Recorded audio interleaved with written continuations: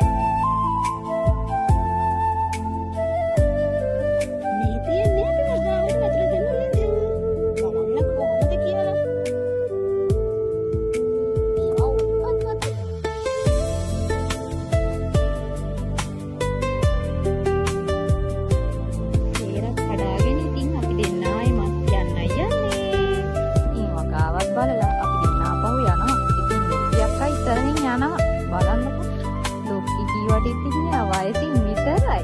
size එකෙන් නම් පොඩිම